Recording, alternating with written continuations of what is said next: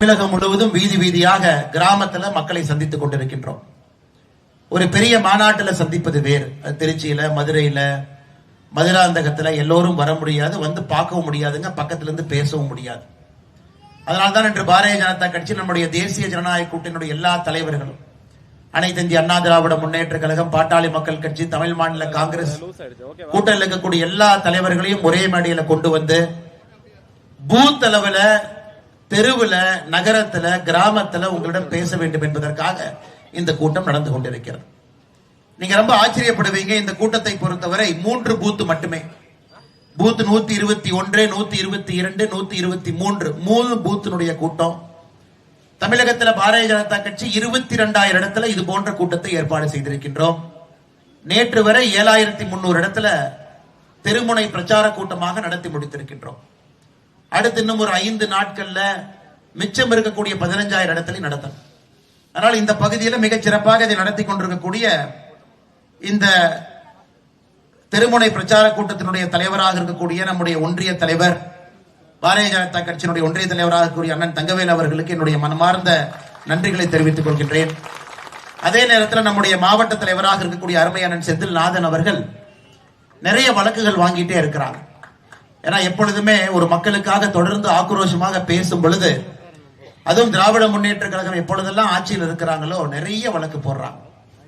ஒரு 4 நாட்களுக்கு முன்பு பார்த்து அனைத்து இந்திய அண்ணா திராவிட முன்னேற்ற கழகத்தினுடைய இந்த பகுதியினுடைய மாவட்ட செயலாளர் அண்ணன் விஜயபாஸ்கர் அவர்கள் காலையில் வேட்டி எல்லாம் கட்டிட்டு போறாங்க. கூட ஒரு 10 பத்திரிகையாளரையும் கூட்டிட்டு போறாரு. எங்கெல்லாம் மண் அள்ளுறாங்க பாருங்க, எங்கெல்லாம் ஜேசிபி நிறுத்துறாங்க பாருங்க. அதை நான் டிவியில பாத்துக்கிட்டு இருந்தேன். சரி, அண்ணன் விஜயபாஸ்கர் அவர்கள் எல்லாத்தையும் கூட்டிட்டு போறாங்க, கரெக்டா காட்டுறாங்க. அண்ணன் சொன்ன மாதிரி கேஸ் போட்டுருவாங்க திமுக காரங்க மேல பார்த்தா, கொஞ்ச நேரம் கழிச்சு அண்ணன் விஜயபாஸ்கர் அவங்க மேல கேஸ் போடுறாங்க. இதனடா வம்பா போச்சு. அந்த மாதிரிதான் கரூர் மாவட்டத்தை பொறுத்தவரை இன்னைக்கு எதிர்கட்சிகளாக யார் இருந்தாலும் கூட, அது அதிமுகவாக இருக்கட்டும், பாஜகவாக இருக்கட்டும், அவர்களை முடக்குவதற்காகவே இங்கே வழக்கு போடுவது கரூர் மாவட்டத்தில் ரொம்ப அதிகமா இருக்கு. அதுவும் கரூர் மாவட்டம் இன்னைக்கு நிறைய பேச்சிலேயே நாம் இருக்கிறோம். விஜய் அவர்கள் வந்து அந்த கூட்டம் நடந்த பிறகு கரூர் மாவட்டத்தை பொறுத்தவரை தொடர்ச்சியாக அது தேசிய அளவில், மாநில அளவில் ஒரு பேசும் பொருளாக இருக்கக்கூடிய ஒரு மாவட்டமாக மாறி இருக்கிறது. நமக்கு அதெல்லாம் வேண்டாங்க. நமக்கு ஒரு ஆரோக்கியமான அரசியல் வேண்டும், மக்களை மதிக்கக்கூடிய ஒரு அரசியல் வேண்டும், சாதாரண மனிதனுக்கும் கூட மரியாதை கொடுக்கக்கூடிய ஒரு அரசியல் வேண்டும். அது 2026 இந்த சட்டமன்ற தேர்தலில் நிச்சயமாக கரூர் மாவட்டத்தில் 4 தொகுதியும் கூட, அரவக்குறிச்சியை பொறுத்தவரை அது நமக்கு என்ன கெட்ட நேரம் தெரியலீங்க. அரவக்குறிச்சியை பொறுத்தவரை ஒரு முறையும் கூட ஒரே ஒரு முறை தான் சட்டமன்ற உறுப்பினராக வருவாங்க. அதுக்கப்புறம் அடுத்த தேர்தல் நடக்கும் பொழுது இன்னொருத்தர் நிறுத்துவாங்க. யாருக்கும் கூட தொடர்ச்சியாக இந்த தொகுதியை முன்னேற்றணும், ஏழைகளுக்கு பாடுபடணும், தண்ணியை கொண்டு வரணும், விவசாய பூமியை மறுபடியும் வளமாக்க வேண்டும் என்கின்ற எண்ணம் யாருக்குமே இல்லாத காரணத்தினால் இது மாறி மாறி மாறி வந்து இன்னைக்கு பரமத்தி பிளாக் எடுத்துக்கிட்டீங்கன்னா, வறட்சி பகுதியில தமிழகத்துல முதல் 10 பிளாக்ல இருக்கக்கூடிய ஒரு பிளாக்காக பரமத்தி மாறி இருக்கிறது. விவசாயம் கூட எங்கேயும் தண்ணி கிடையாது. நிறைய மக்கள் இன்னைக்கு கூலி வேலைக்கு போறாங்க. இளைஞர்களுக்கு இங்கே வேலை வாய்ப்பு இல்லை. முருங்கைக்காய் நிறைய இருக்குது. ஆனா திராவிட முன்னேற்ற கழகம் தன்னுடைய தேர்தல் வாக்குறுதியில முருங்கைக்காய் தொழிற்சாலை கொண்டு வருவோம் என்று சொல்லி எதுவுமே இல்லாதனால வேலைக்கு வெளியே செல்ல வேண்டிய நிலைமை. அதனாலதான் சமீபத்தில் நடந்த தீவிர வாக்காளர் திருத்த பட்டியலை பார்க்கும் பொழுது கூட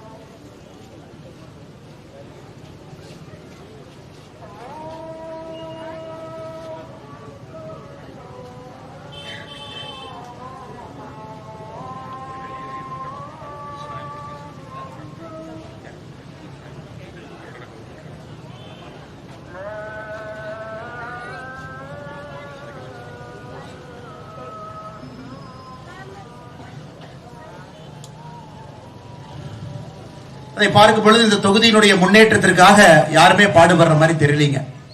நிறைய கூட்டம் போடுறோம், நிறைய இடத்துல பேசுறோம். அரவக்குறிச்சியை பொறுத்தவரை அடுத்த கட்டம் செல்ல வேண்டும் என்று நினைக்கின்றோம்.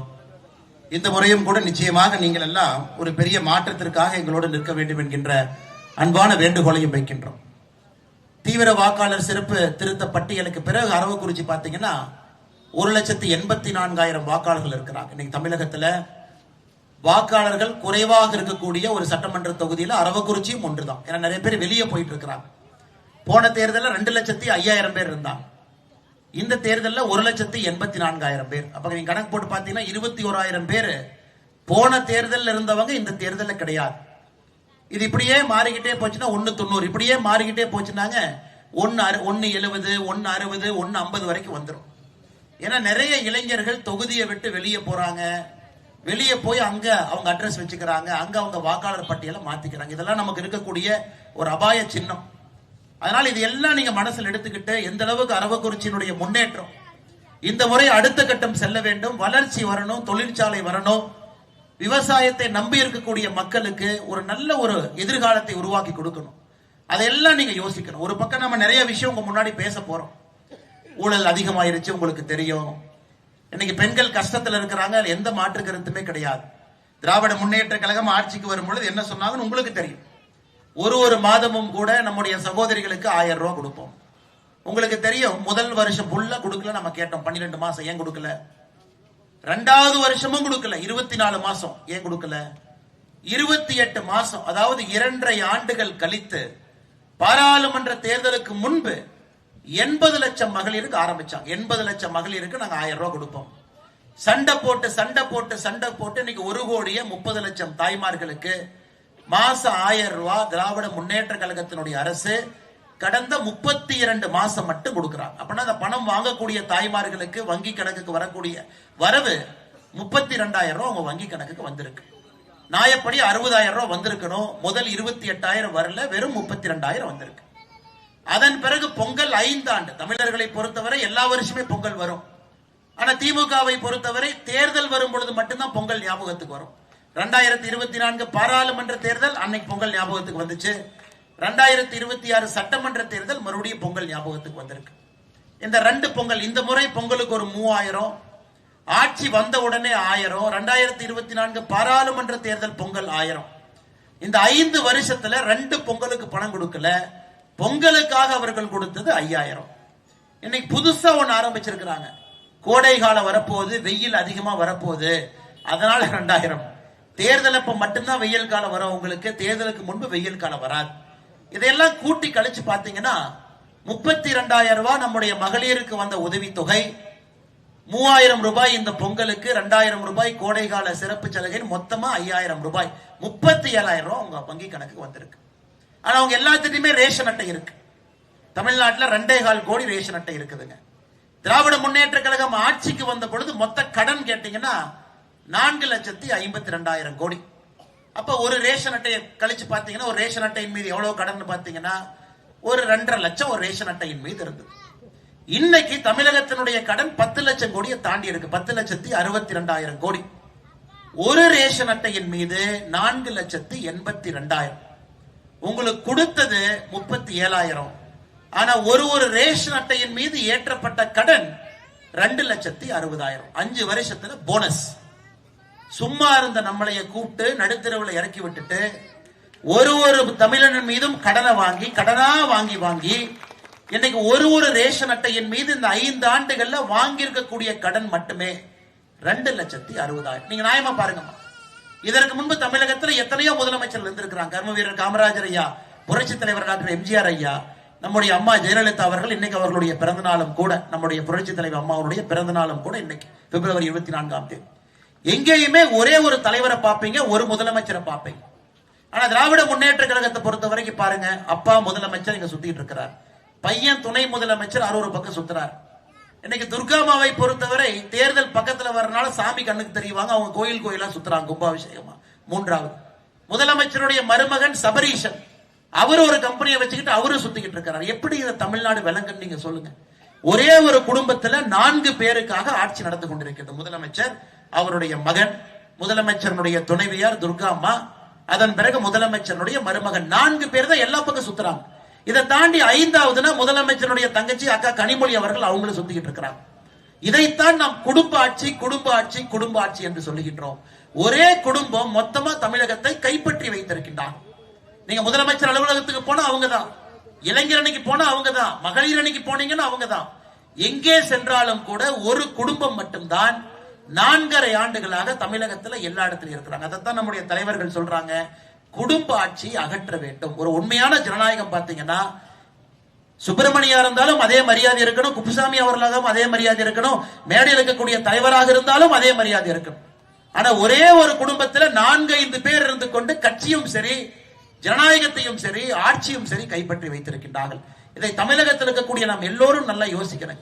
பேரறிஞர் அண்ணா அவர்கள் 1967 தமிழகத்தினுடைய முதலமைச்சராக வந்தாங்க. அண்ணாவுடைய குடும்பம் எங்கேயாவது திராவிட முன்னேற்ற கழகத்துக்குள்ள வந்தாங்களான்னு கேட்டீங்கன்னா கண்டிப்பா கிடையாது. புரட்சி தலைவி எம்ஜிஆர் அவர்களுக்கு பிறகு யார் கட்சியினுடைய பொதுச் செயலராக இருக்காங்கன்னா, சேலம் பக்கத்துல ஒரு சாதாரண கிராமத்தில் விவசாயியாக பிறந்த எடப்பாடி பழனிசாமி அவர்கள் அதே கட்சியினுடைய பொதுச் செயலராக இருக்கிறார். புரட்சி தலைவி அம்மா அவர்களுக்கு பிறகு அம்மாவுடைய குடும்பத்திலிருந்து யாரா வந்திருக்கான்னு கேட்டீங்கன்னா அதுவும் கிடையாது. அதனாலதான் பாரதிய ஜனதா கட்சியும் அனைத்து இந்திய அண்ணா திராவிட முன்னேற்ற கழகமா இருக்கட்டும் ஒரு சாதாரண தொண்டர்கள் இருக்கக்கூடிய கட்சியாக இது மாறி இருக்குது. ஒரு ஜனநாயகத்துல சாதாரண மனிதன் உள்ளே வரும் பொழுது மட்டும்தான் மேல வரைக்கும் வர முடியும். அதனால அன்பு சொந்தம் சொந்தங்களே இன்னைக்கு தமிழகத்துல இந்த தேர்தல்ல குடும்ப ஆட்சி ஒழிப்பதற்கு ஒரு வாய்ப்பு. ஏன்னா ஜனநாயக முறைப்படி தலைவர்கள் வந்தால் மட்டும்தான் காது கொடுத்து கேட்பாங்க.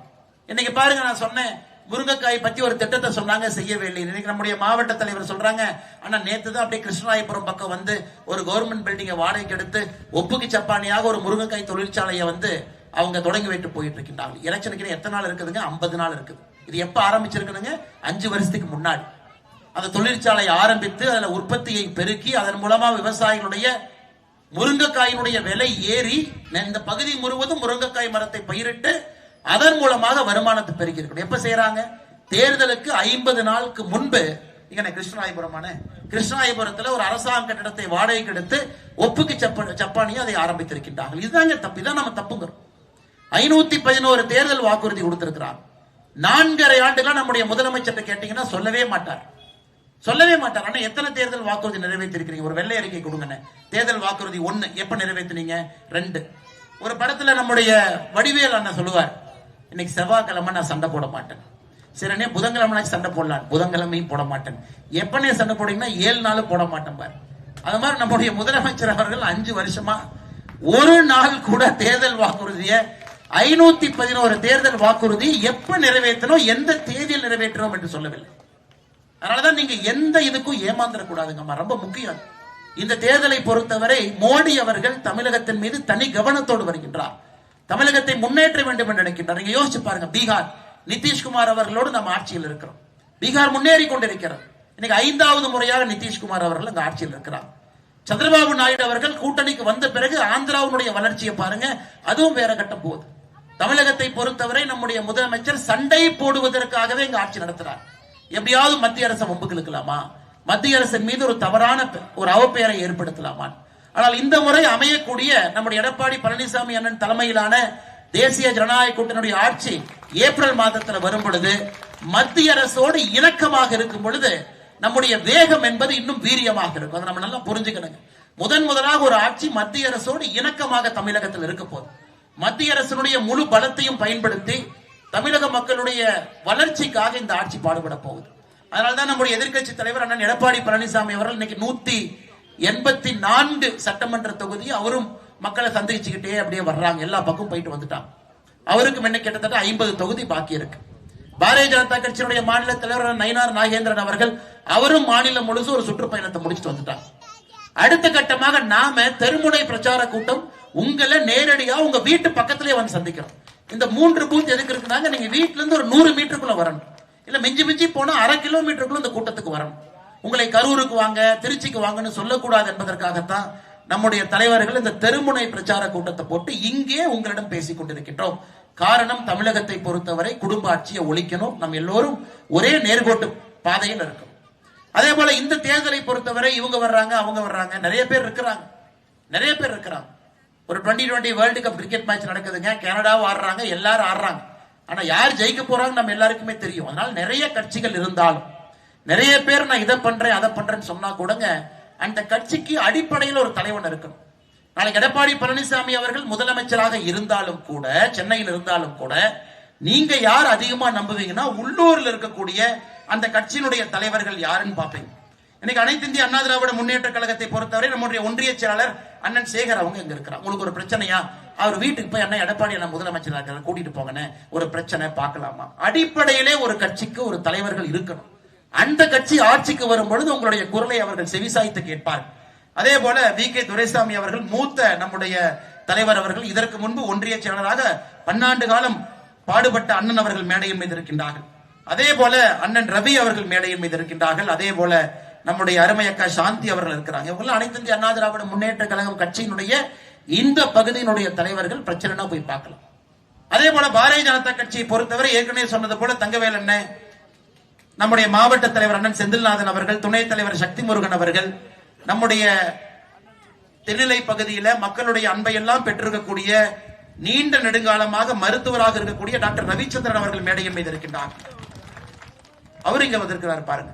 அதே போல இதற்கு முன்பு நம்முடைய இந்த தொகுதியினுடைய புரட்சி தலைவர் ஐயாவுடைய காலத்துல சட்டமன்ற உறுப்பினராக இருந்து நம்ம எல்லாம் வழிநடத்தி கொண்டிருக்கக்கூடிய ஐயா கந்தசாமி அவர்கள், முன்னாள் சட்டமன்ற உறுப்பினர்கள், ரொம்ப அமைதியா உட்கார்ந்திருக்கிறாங்க. எம்ஜிஆர் ஐயா கிட்ட நேரடியாக சட்டமன்ற உறுப்பினராக இருந்தவர். ஒரு பிரச்சனையா இவங்களை போய் பார்க்கலாம். அதனாலதான் இந்த தேர்தலில் நீங்க பிங்கி பாங்கி எல்லாம் போடவே வேண்டாங்க. இவங்களுக்கு போடலாமா அவங்களுக்கு போடலாமா, நமக்கு திராவிட முன்னேற்ற கழகம் வேண்டாம் என்று முடிவு செய்து விட்டால் அடிப்படையில் உங்களுடைய பேச்சை கேட்கக்கூடிய தலைவர்கள் இருக்கக்கூடிய கூட்டணி தேசிய ஜனநாயக கூட்டணி. அதனால இந்த முறை நீங்க வாக்கு சிந்தாம சிதறாம நம்முடைய தேசிய ஜனநாயக கூட்டணிக்கு நீங்கள் வாக்களிக்கணும். ரெட்டலை நிக்குதா, அங்க ரெட்டலைக்கு நீங்க போடணும். தாமரை நிக்குதா, தாமரைக்கு ஒரு வாய்ப்பு கொடுக்கணும். காரணம் மத்திய அரசினுடைய பலம், பாரத பிரதமர் நரேந்திர மோடி அவர்களுடைய தனி கவனம் தமிழகத்தின் மீது. அதே போல 5 ஆண்டு காலம் எதிர்கட்சி தலைவராக இதற்கு முன்பு 2017 இருந்து 21 வரை தமிழகத்தினுடைய முதலமைச்சராக இருந்த அண்ணன் எடப்பாடி பழனிசாமி அவர்கள் மறுபடியும் முதலமைச்சராக ஒரு 5 ஆண்டு காலம் அவருக்கு ஒரு வாய்ப்பு. அதனாலதான் திரும்ப நான் உங்கள்கிட்ட சொல்றேங்கம்மா, நாம எதுக்கும் ஏமாந்துடக்கூடாது. இப்ப இந்த தேர்தல் நேரத்தில் எல்லாமே வருவாங்க. இன்னைக்கு மதுரை எய்ம்ஸ் நம்ம கட்டவே இல்லை அப்படின்னு மரியாதைக்குரிய உதயநிதி ஸ்டாலின் அவர்கள் ஒரு செங்கலை தூக்கிட்டு வருவாங்க.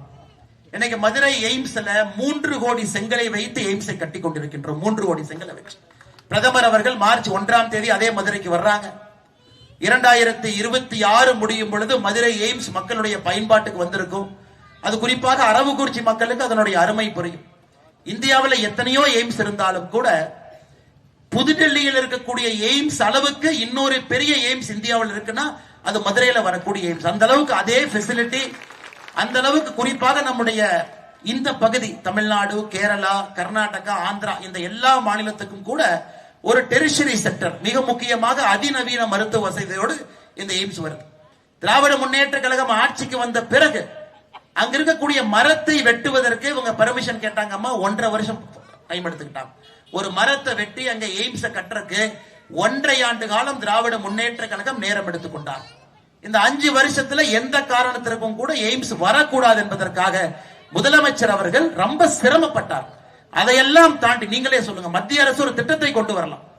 அது நிலம் என்பது மாநில அரசுடைய கட்டுப்பாட்டில் இருக்கு. மாநில அரசு கட்டுப்பாட்டில் இருக்கக்கூடிய ஒரு பகுதியில ஒரு எய்ம்ஸை கட்டுறதுக்கு இத்தனை காலம் போராடி அந்த எய்ம்ஸை கட்டி முடித்து கிட்டத்தட்ட எல்லா வேலையும் ஆகி இந்த ஆண்டு முடிவதற்குள்ள திறப்பு விழா நடத்தப்பட இருக்கிறது. ஆனா முதலமைச்சர் அவர்கள் வரும்பொழுதெல்லாம் மத்திய அரசு எய்ம்ஸ் கட்டல. சரி, நாங்க தான் கட்டல, நீங்க ஒரு எய்ம்ஸ் மாதிரி ஒண்ணு கட்டலாமே, நீங்க கட்டலாமே. சரி, மத்திய அரசு தான் கட்ட தாமதம் ஆயிருச்சு, நீங்க கட்டலாமே. கரூர்ல ஒரு நல்ல அதிநவீன மருத்துவ வசதியோடு இங்க பிரைமரி ஹெல்த் சென்டர், ஆரம்ப சுகாதார நிலையம் சின்னத்தரவத்தை கட்டலாமே. எத்தனை ஆரம்ப சுகாதார நிலையம் தரமாக இருக்கிறது. நீங்களும் செய்ய மாட்டீங்க, செய்யணும்னு நினைக்கிறவங்களையும் விட மாட்டீங்க. அதுலயும் அரசியல் செய்ய வேண்டும் என்று முதலமைச்சர் அவர்கள் கங்கணம் கட்டி கொண்டிருக்கின்றார். அதனாலதான் இந்த பொய்யெல்லாம் அவங்க சொல்லுவாங்க, அடுத்து வருவாங்க. எய்ம்ஸ் கட்டுவதற்கு தாமதம் ஆயிருச்சு, தமிழ்நாட்டின் மீது ஓர வஞ்சனை, இந்திய திணிக்கிறாங்க, இதை திணிக்கிறாங்க, அதை திணிக்கிறாங்க. ஒரு இந்திய திணிக்கிற கட்சியில இங்கிருந்து ஒரு 6 கிலோமீட்டர் தொலைவில் ஒரு குடியானவனுக்கு மகனாக பிறந்த நான் எப்படி இந்த கட்சியினுடைய மாநில தலைவராக இருந்திருக்க முடியும்? நீங்க சொல்லுங்க. எந்த பேக்ரவுண்டுமே இல்லாம இந்த கட்சியில இந்தி தெரியாத ஒருவன் எப்படி இந்த கட்சியினுடைய மாநில தலைவராக நான் பொறுப்பாட்டி இருக்க முடியும்? நான் இதே ரத்தம், இதே சதை உங்களோடு இருந்த ஒரு மனிதன் எப்படி இந்த கட்சியில அந்நியவனுங்களா, வேற ஊருங்களா, மேல இருந்து குதிச்சவங்களா? அப்ப பாரதிய ஜனதா கட்சியை பொறுத்தவரை அது ஏதோ ஒரு கட்சி, தமிழகத்திற்கு ஆகாத ஒரு கட்சி, வெளியே இருந்து வந்த ஒரு கட்சி. இந்த பொய்யை சொல்லி சொல்லியே இத்தனை காலம் இங்கே அரசியல் நடந்து கொண்டிருக்கிறது. அதெல்லாம் உடைப்பதற்கு இது ஒரு அற்புதமான வாய்ப்பு, நல்ல ஒரு தேர்தல். நீங்க எல்லாத்தையும் யோசிக்கணும். லஞ்சம் அதிகமாயிருச்சு நான் பேருக்காக சொல்லிங்க. தமிழ்நாட்டில் ஒரு டிஎன்பிஎஸ்சி கிராமப்புறத்தில் படிக்கக்கூடிய மாணவர்கள், நானும் ஒரு போட்டி பரீட்சை தேர்வு எழுதின காரணத்தினால சொல்றாங்க, ஒரு கிராமத்துல ஒரு குடியானவன் வீட்டிலிருந்து, ஒரு ஏழை தாய்மாரனுடைய வீட்டிலிருந்து, கூலி வேலை செய்யக்கூடிய வீட்டிலிருந்து ஒரு மனிதன் கல்வியால் மட்டும்தான் மேல வரணும். கல்வியால் எப்படி வர முடியுங்க? ஒரு போட்டி பயிற்சி தேர்வை எழுதி மேல வரலாம். ஆனா இன்னைக்கு தமிழ்நாடு அரசு எந்த அளவுக்கு மோசமா இருக்குன்னா, ஒரு டிஎன்பிஎஸ்சி குரூப் 2 பரீட்சையை ஒழுக்கமா நடத்த முடியாத நிலைமையில் இருக்கிறாங்க. பாருங்க, ஒரு டிஎன்பிஎஸ்சி குரூப் 2 சுதந்திரத்திற்கு பிறகு இந்த முறைதான் குரூப் 2 தேர்தலையே ரத்து பண்ணிருக்கிறாங்க. காரணம் குளறுபடி. எந்த மாணவன் எந்த சென்டர்ல போய் எழுதணுங்கிற அளவு கூட உங்களுக்கு தெரியல. அந்த டிஎன்பிஎஸ்சி அதிகாரியா இருந்தவருக்கு நேற்று ப்ரமோஷன் கொடுத்திருக்காங்க. தமிழக தேர்தல் ஆணையத்தினுடைய துணை செயலாளர். இதெல்லாம் என்ன போய் சொல்றது? பேய் வேண்டாம்னா பிசாச பிடிச்சி கல்யாணம் வச்சாம்பா. பேய் வேண்டாம் வெளியே போனா பிசாச பிடிச்சி கல்யாணம் வச்சாங்க அப்படிங்கிற மாதிரி டிஎன்பிஎஸ்சில 9000 பேர் இருக்கக்கூடிய ஒரு பரீட்சையை நடத்த முடியாத ஒரு ஐஏஎஸ் அதிகாரி திராவிட முன்னேற்ற கழகத்தினுடைய ஆட்சியில 8.5 கோடி மக்களுக்கு தேர்தல் நடத்துவாராம். இந்த அநியாயத்தை எங்கேயாச்சும் பார்த்திருக்கிறீங்களா? அவரை தூக்கி தேர்தல் கமிஷனுடைய இணை ஆணையராக போட்டு வச்சிருக்கிறாங்க. அது மாநில அரசுடைய கட்டுப்பாட்டில் அவர்கள் போடக்கூடியது. மத்திய அரசு தலையிடுவதற்கு அங்கே அனுமதி இல்லை. அதுதான் அன்பு சொந்தங்களை எல்லாத்தையும் சொதப்பி வச்சிருக்கிறாங்க. எங்கேயும் சரியா பண்ணல. விவசாயம் இன்னைக்கு முதலமைச்சர் அவர்கள் தம்பட்டம் அடிப்பார். தமிழ்நாடு தான் இந்தியாவிலே வேகமாக வளரக்கூடிய ஒரு மாநிலம். 11% வளர்ந்தோம், 11% வளர்ந்தோம். எங்க 11% வளர்ந்தாங்க? விவசாயம் 3% வளர்ச்சி இருக்கு. 3% தண்ணியே இல்ல, வாக்கியாலே வெட்டல, வாக்கியாலே தூர் வரல, புதுசாக அணை கட்டல. அமராவதியினுடைய உபரி நீரை அந்த பகுதியில் இருக்கக்கூடிய கிராமத்துக்கெல்லாம் கொண்டு போயிருந்தால் விவசாயம் வளரும். எங்கேயுமே எதுவும் செய்யாம தமிழ்நாடு எப்படிங்க வளரும்? விவசாயத்தினுடைய வளர்ச்சி என்பது தமிழகத்தில் வெறும் 3 விழுக்காடு, வெறும் 3 விழுக்காடு. ஏழை மக்கள் ஏழை மக்களாகத்தான் இருக்கிறார். பெரும் பணக்காரர்கள் பெரும் பணக்காரர்களாக மாறிக்கொண்டிருக்கின்றார்கள். அதையெல்லாம் நீங்க இந்த முறை இந்த தேர்தல் 2026 ஏப்ரல் மே மாதத்தில் நடக்கக்கூடிய தேர்தலில் ஒரு முறை யோசிச்சு, நமக்கு ஆள தகுதியானவர்கள், அனுபவமானவர்கள், உள்ளூர்ல இருக்கக்கூடியவர்கள், நமக்கு நம்முடைய பேச்சை கேட்கக்கூடியவர்கள், செவி சாய்ப்பவர்கள், அவங்க ஆட்சிக்கு வர வேண்டும் என்கின்ற எண்ணத்துல நீங்கள் வாக்களிக்க வேண்டும் என்று சொல்லுகின்றேன். அதையெல்லாம் தாண்டி பாருங்க, இன்னைக்கு தமிழகத்தை பொறுத்தவரை 2-3 பேர் சொன்னாங்க. அண்ணன் செந்தில் பாலாஜி அவர்கள் இதே தொகுதியில சட்டமன்ற உறுப்பினராக இருந்தார். இதே தொகுதியில சட்டமன்ற உறுப்பினர் இருந்தவர் கரூர் தொகுதிக்கு சட்டமன்ற உறுப்பினராக போனார். இன்னைக்கு கரூர்ல இருந்து கோயம்புத்தூர் தொகுதியில சட்டமன்ற உறுப்பினராக நிற்க வேண்டும் என்று நினைக்கின்றார். அது தவறு கிடையாது. ஆனா செந்தில் பாலாஜி அவர்கள் எதற்காக அமைச்சர் பொறுப்பிலிருந்து நீக்கப்பட்டார்? ஒருவேளை இன்னைக்கு திருவள்ளுவர் அவர்கள் இந்த கலிகாலத்துல நம்மோடு திருவள்ளுவர் ஐயா இருந்தாருன்னா என்ன சொல்லுவாருன்னாங்க, 10 ரூபாய் பாட்டிலுக்கு வாங்கினா புலால் சிறைக்கு செல்லுவது நிச்சயம் அவரே ஒரு குரல் எழுதுவார். அந்த அளவுக்கு இன்னைக்கு கரூர் மக்கள் அரசியல்ல பல இடத்துல நம்ம தலைகுனிந்து நிற்கின்றோம். பல இடத்துல நம்ம தலைகுனிந்து நிற்கின்றோம்னா, அரவக்குறிச்சி எலெக்ஷன் மாடல் ஒரு காலத்துல ஆரம்பிச்சாங்க. கரூர்ல செந்தில் பாலாஜி முன்னாள் அமைச்சர்களுடைய அட்டூழியம், இதெல்லாம் கூட கரூர் அரசியல்லாவே நிறைய பேர் ஒதுங்கக்கூடிய ஒரு நிலைமைக்கு கொண்டு வந்து நிறுத்தி இருக்கின்றார். எனக்கு அனைத்து இந்திய அண்ணா திராவிட முன்னேற்ற கழகத்துல எத்தனையோ பேர் எனக்கு தெரியும். அவர்களை அடக்குவதற்காக அவங்க வீட்டுல கஞ்சா வைத்து காலையில ரைடு பண்ணி அனைத்து இந்திய அண்ணா திராவிட முன்னேற்ற கழகத்தினுடைய எத்தனையோ தலைவர்கள் கடந்த 5 ஆண்டுகள்ல கரூரிலே கைது செய்யப்பட்டிருக்கின்றார்கள். பாரதிய ஜனதா கட்சியினுடைய தலைவர்கள், தொண்டர்கள் எத்தனை பேர் கைது செய்யப்பட்டிருக்கின்றார்கள்? நீங்க பாருங்க, ஒரு மனுஷன் புலால் சிறைக்கு 300 நாட்களுக்கு மேலே இருந்து திரும்ப வந்து திரும்ப அதே வேலையை மறுபடியும் செஞ்சிட்டு இருக்கிறான். கோயம்புத்தூருக்குள்ள போனா கரூர் குரூப், சென்னைக்கு போனா கரூர் குரூப், ஒரு 20 பேரை வச்சுக்கிட்டு டாஸ்மார்க்ல வசூல் பண்றது. எங்கே சென்றாலும் கூட தலை நிமிர்ந்து நிற்க வேண்டிய நம்முடைய கரூர் மக்கள் இந்த கரூர் குரூப் என்கின்ற ஒற்றை பெயர்ல எங்க போனாலும் 10 பேர் வசூலுக்கு வச்சிருக்கிறாங்க. டாஸ்மார்க் பாட்டிலுக்கு வாங்கணும், மூடிக்கு வாங்கணும், டாஸ்மார்க் அட்டைக்கு வாங்கணும். எங்கே சென்றாலும் கூட கரூர் குரூப் என்று மொத்த கரூர் மாவட்டத்திற்கும் கூட ஒரு அவப்பெயரை கரூர் சட்டமன்ற தொகுதியினுடைய இன்னைக்கு இருக்கக்கூடிய எம்எல்ஏ அவப்பெயரை ஏற்படுத்திட்டு இருக்கிறார். அதெல்லாம் நீங்க யோசிக்கணுங்க. அந்த அரசியல் மாறணுங்க.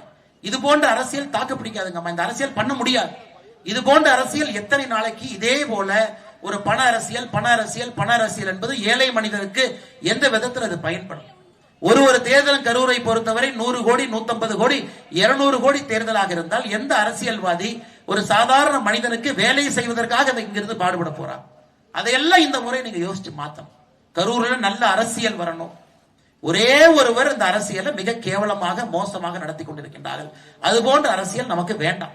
ஏன் இதே முதலமைச்சர் ஐயா M.K. ஸ்டாலின் அவர்கள், இதே முதலமைச்சர் அவர்கள் எதிர்க்கட்சி தலைவராக இருக்கும் பொழுது இதே மண்ணு கரூருக்கு வர்றார்.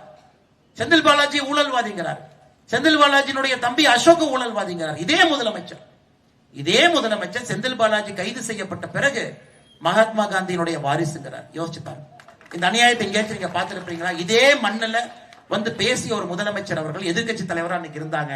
இன்னைக்கு முதலமைச்சராக இருப்பவர் இன்னைக்கு மகாத்மா காந்தியினுடைய வாரிசு தான் அந்த செந்தில் பாலாஜி பட்டம் சூட்டிக்கிட்டு இருக்கிறார். அதனால் நீங்கள் வாக்களிக்கும் பொழுது இதெல்லாம் யோசிக்கணும். நம்மை பொறுத்தவரை இணைந்து நிற்கின்றோம். இந்த முறை ஒரு மாற்றத்தை கொடுக்கணும். அரவக்குறிச்சி, கரூர், கிருஷ்ணாயபுரம், குளித்தலை 4 சட்டமன்ற தொகுதியிலும் கூட பணி செய்யக்கூடிய சட்டமன்ற உறுப்பினர்கள் இங்கிருந்து பார்க்கணும், இங்கிருந்து வேலை செய்யணும். அதே நேரத்தில் எனக்கும் பெரிய ஆசை இங்கிருந்து உள்ளூர்ல இருக்கணும், கிராமத்தில் இருக்கணும். பாரதிய ஜனதா கட்சியை பொறுத்தவரை மாநில தலைவர் பொறுப்பு சென்னைக்கு போகணும், தேசிய பொறுப்பு டெல்லிக்கு போகணும், இங்க போகணும், அங்க போகணும், எல்லா இடத்துக்கும் போகணும். உள்ளூர்ல இருந்து அரசியல் செய்ய வேண்டும் என்று ஒரு வேலையை விட்டு வந்த நானும் இங்க எல்லா பக்கம் சுத்திக்கிட்டு இருக்கிறேன். அதனாலதான் இந்த முறை பொறுத்தவரை நம்முடைய செந்தில்நாதன் அவர்கள் சொன்னார், உள்ளூர்ல இங்கே தங்கி உங்களோடாக இருந்து பணி செய்து ஒரு பிரச்சனையாக முடிக்கக்கூடிய வேட்பாளர், அது ரெட்டலையாக இருக்கட்டும், தாமரையாக இருக்கட்டும், 5 ஆண்டு காலம் நாங்க உயிர் மூச்சை கொடுத்து அவர்களோடு நின்று இந்த தொகுதியினுடைய தலையெழுத்தை மாற்றி காட்டுகிறோம். எங்களுக்கு தேவை வேலை செய்யறதுக்கு ஒருத்தர் வேணுங்கம்மா, ஒரே ஒருத்தர் நீங்க கொடுங்க. அந்த டெல்லி பிரச்சனையை நாங்க முடிக்கிறோம், சென்னை பிரச்சனை நாங்க முடிக்கிறோம். இந்த பகுதியில் அது ரெட்டலை எம்எல்ஏவாக இருக்கட்டும், தாமரை எம்எல்ஏவாக இருக்கட்டும், ஒரு மனிதர் இந்த பகுதியில பணி செய்யக்கூடிய ஒரு மனிதர் பொறுப்பு பின்னாடி இருந்து அவர் கை கோர்த்து அந்த வேலையை செய்து அரவக்குறிச்சியினுடைய அடிப்படை முன்னேற்றத்துக்கு நாங்க நிற்பால். எந்த மாற்று கருத்தும் வேண்டாம். நாங்க கண்டிப்பா செஞ்சே தீருவோம். அது வாய்ப்பு மட்டும் நீங்க கொடுக்கணும். வாய்ப்பு கண்டிப்பாக யோசிச்சு கொடுங்க. 1,90,000 பேர் நம்ம தலைவர் நான் சொன்னதுல ஒரு சின்ன திருத்தத்தை சொன்னார். 184 190, 25 இருந்து 190. நம்ம ஊர்ல வெளியே யாரும் போக கூடாதுங்க. இளைஞர்களை தக்க வைக்கணும், உள்ளூருக்குள்ள தக்க வைக்கணும். எப்படி தக்க வைக்கிறதுங்க? வேலை வாய்ப்பு உருவாக்கி கொடுத்தால் மட்டும்தான் உள்ளூர்ல தக்க வைக்க முடியும். ஆனால் நிச்சயமாக இந்த முறை நீங்க தேசிய ஜனநாயக கூட்டணிக்கு நீங்கள் வாக்களித்து அண்ணன் எடப்பாடி பழனிசாமி அவர்களை முதலமைச்சராக அவர் ஆக்கி 234 தொகுதியிலும் கூட ஒரு பெரிய மாற்றத்திற்கு நீங்கள் அடிபோடணும். மிக பொறுமையாக இந்த தெருமுனை பிரச்சார கூட்டத்திற்கு 3 பூத் அளவில் ஏற்பாடு செய்யப்பட்ட சின்ன கூட்டம் என்று சொன்னால் பெரிய மனதோடு நாங்க வரணும். எங்களுக்கு மாநாடு தேவையில்லை. உள்ளூர் பிரச்சனையை எங்க வீட்டு பக்கத்துல வந்து கேட்கணும். பெரிய ஒரு ஆரவாரத்தோடு வந்திருக்கக்கூடிய எல்லா நம்முடைய அன்பு சகோதரருடைய பாதத்தை தொட்டு வணங்கி நன்றியை தெரிவித்துக் கொண்டு, அதே நேரத்தில் புரட்சி தலைவி அம்மா அவர்களுடைய பிறந்த நாள், அற்புதமான ஒரு தலைவி. அவங்க இருந்த பொழுது சட்டம் ஒழுங்கு எப்படி இருந்ததுன்னு பாருங்க. எப்படி இருந்தது அவருடைய காலத்துல சட்டம் ஒழுங்கை பொறுத்தவரை எப்படி நம்முடைய புரட்சி தலைவி வைத்திருந்தார்கள். அதே போன்ற ஒரு வாய்ப்பு அடுத்து வரக்கூடிய ஆட்சிக்கு நீங்க கொடுங்க. சட்டம் ஒழுங்கு அதெல்லாம் பாதாளத்தில் இருக்கு. அதை பத்தி நான் பேசவே விரும்பலைங்க. அந்த அளவுக்கு மோசமா இருக்கு. தமிழகத்தில் இதுவரை நடைபெறாத குற்றங்கள் எல்லாம் அந்த 5 ஆண்டுகள் நடந்திருக்குது. காது கேட்க முடியாத, பேச முடியாத குற்றங்கள் எல்லாம் நாம் பார்க்கின்றோம். அதற்கெல்லாம் ஒரு முற்றுப்புள்ளி வைப்பதற்கு இந்த தேர்தலை பயன்படுத்துவோம். அதே நேரத்தில் மேடையின் மீது இருக்கக்கூடிய எல்லா அன்பு தலைவர்களுக்கும் என்னுடைய நெஞ்சார்ந்த வாழ்த்துக்களை தெரிவித்துக் கொள்கின்றேன். நான் பெயர் ஆரம்பத்தில் குறிப்பிடாத அன்பு தலைவர்கள் இருக்கிறாங்க. கே மகுடபதி அண்ணன், ஐயா கு வடிவேல் அவர்கள், சாமிமுத்து அவர்கள், அக்கா புனிதா அவர்கள், அனைத்து இந்திய அண்ணா திராவிட முன்னேற்ற கழகத்திலிருந்து ரவிச்சந்திரன் அவர்கள், நம்முடைய கிளை தலைவர் ஆற்றல் மிகுந்த ராஜேந்திரன் அவர்கள், சக்தி கேந்திரத்தினுடைய பொறுப்பாளர் மிகச் சிறப்பாக இந்த கூட்டத்தை நடத்தி கொண்டிருக்கூடிய ஈஸ்வரமூர்த்தி அவர்கள், மாவட்ட விவசாய அணியினுடைய தலைவர் அருமை சகோதரர் கார்த்தி அவர்கள், அருமை சகோதரர் பிரபு அவர்கள். இதற்கு முன்பு இதே தொகுதியில் நம்முடைய சட்டமன்ற வேட்பாளராக போட்டியிட்ட அருமை சகோதரர் பிரபு அவங்க இருக்கிறாங்க. பழனியிலிருந்து திண்டுக்கல் மாவட்டத்தினுடைய முன்னாள் மாவட்ட தலைவராக இருக்கக்கூடிய அண்ணன் பழனி கனகராஜ் அவர்கள் சிறப்பு விருந்தினராக இந்த மாவட்டத்துக்கு வந்திருக்கிறாங்க, நிகழ்ச்சிக்கு வந்திருக்கிறாங்க. அவர்களுக்கும் அனைத்து இந்திய அண்ணா திராவிட முன்னேற்ற கழகத்தினுடைய தொண்டர்கள் வந்திருக்கிறீங்க, பாரதிய ஜனதா கட்சியினுடைய தொண்டர்கள், எல்லா கூட்டணி கட்சியினுடைய அன்பு தொண்டர்கள், மிக முக்கியமாக தாய்மார்கள் பொறுமையா வீட்டுக்கு போகாம வேலை இருந்தாலும் கூட ஒத்தி வைத்து விட்டு அமர்ந்திருக்கின்றீர்கள். உங்களுக்கும் நன்றி தெரிவித்து என்னுடைய உரையை முடித்துக் கொள்கின்றேன். நன்றி, வணக்கம். பாரத் மாதா கி.